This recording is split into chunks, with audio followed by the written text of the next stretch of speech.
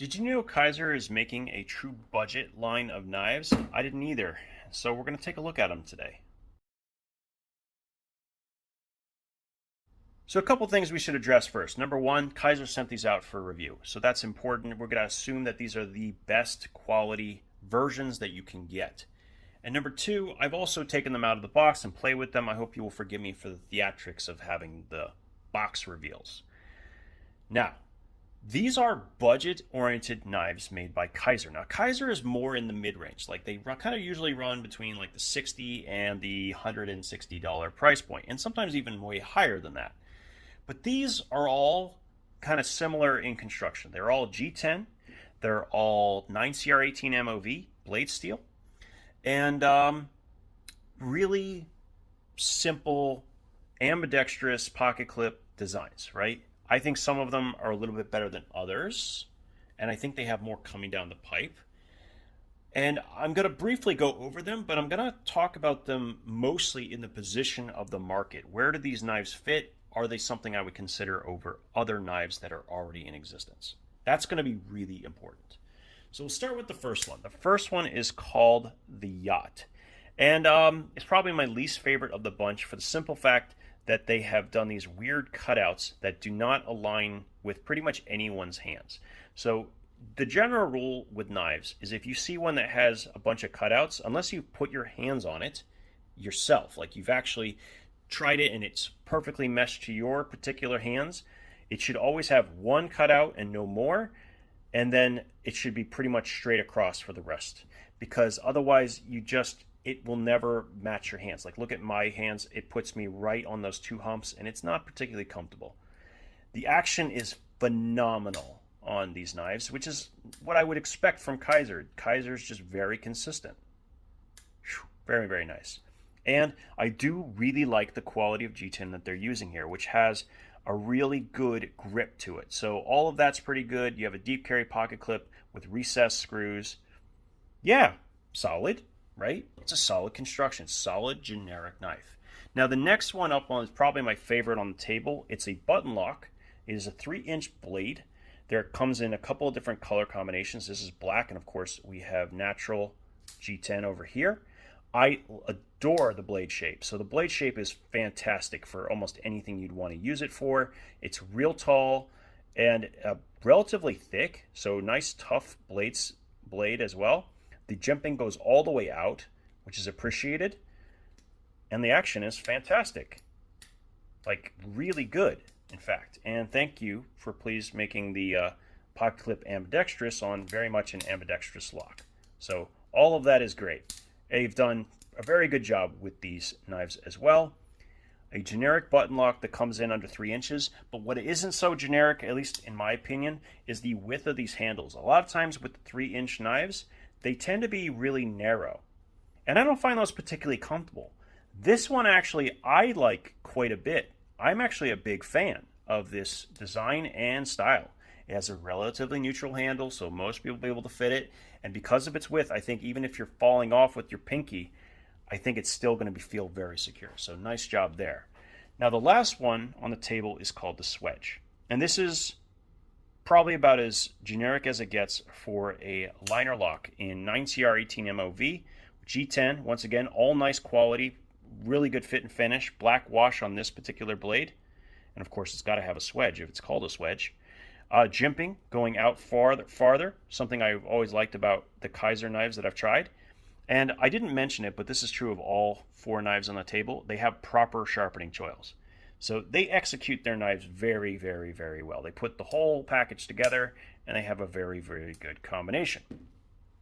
So nothing's bad, right? No, there's nothing wrong.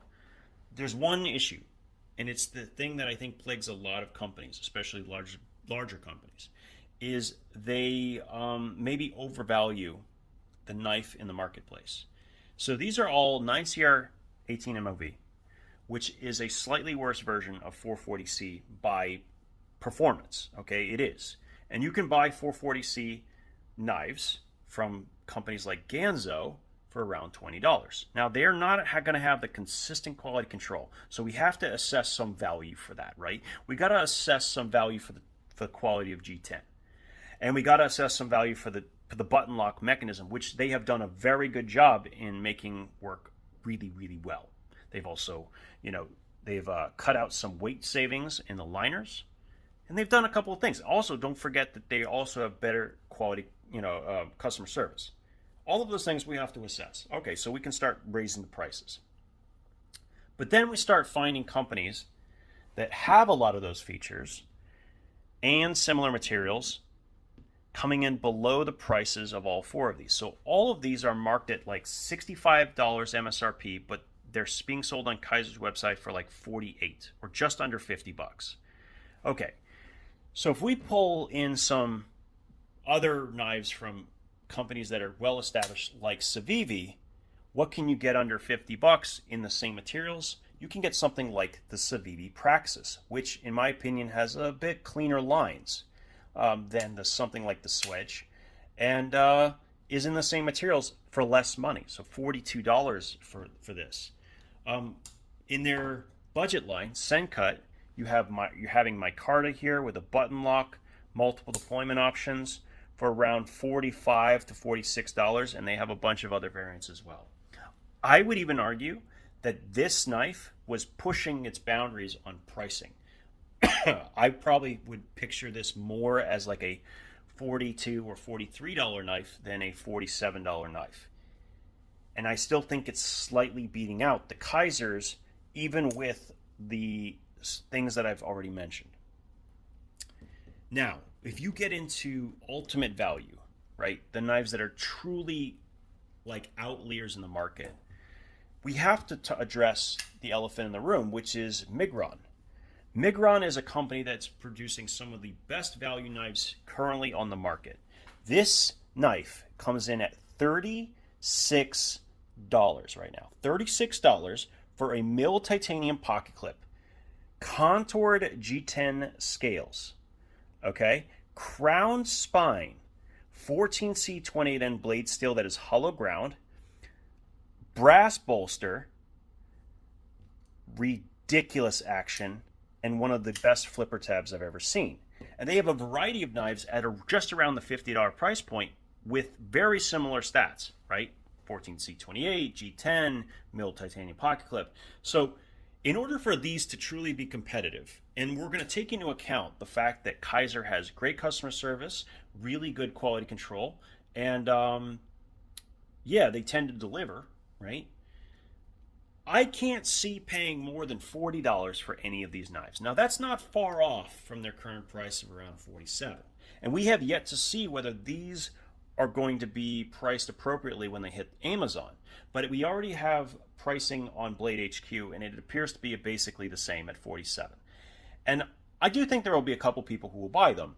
But really, realistically, if Kizer wants to sell a ton of these, which should be the goal, I think the goal would be to sell a lot of them, right? They need to be priced appropriately. And I think $40 is the correct price. And that's at the absolute top end. I think where these knives would fly off the shelves is around that $35 price point. And I know people are going, "Oh my God, it's 2023. That's so cheap, and they can't really." No, I mean, it depends on what you're going for.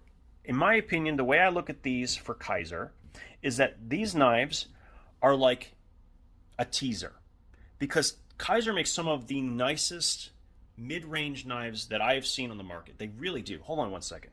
I mean, just look at these knives that I picked up from Kizer already. So this is the Drop Bear and LC200N, and this thing was like $130. So it's much more expensive, but my gosh, so premium, right? And it has the new clutch lock. And then this, I got a Blade Show for like, I don't want to tell you how little I paid. It was like $45. I'm not joking, okay? It was insane. They were having like a closeout sale. Mill titanium pocket clip, carbon fiber, great front flipper. Dude, this knife, awesome knife, right? Once you get into it, right, and you felt like you got a steal of a deal from a company, you tend to want to patronize that company more. You want to see what else they have. So the way I see it is, when you have entry-level knives, you want them to feel so value driven. You want to feel like, oh my God, how is this only such and such? How is this only $30? How is this only $40? And I think that that's what they need to do with these. And if they do that, I think they can grab more of the market share from other companies who maybe are more resistant to that notion. Especially because there are companies like Migron who, if you know about them, they put everyone else's value to shame. I think you could still compete with this company, even with a slightly higher price point or similar price with maybe not the best materials, because you're Kizer. That's basically what I'm trying to get at here. I hope I've come across in a respectful way, but if you're a consumer and you see these knives, the big thing here is you want to wait to have sales, because I think between 30 and 35 they're great. They're a great buy. At 40, it's okay if it's something that you really, really like. And I think specifically with these button lock varieties, I would absolutely pay $40 for this all day long as a gift item. I think it's a very comfortable knife. It's a very easy to use design. And actually, now that I'm looking at it, it's actually got an okay position for my finger up there as well. So if I need a little bit more space, I can kind of get in there. Yeah, I mean, that's a good one. That's a really good one. And if you like larger knives, I think this is also pretty good. I just don't know if at the current pricing, they're going to make the splash that they hoped they would make. As always, guys, thank you so much for your time, and we'll talk again soon.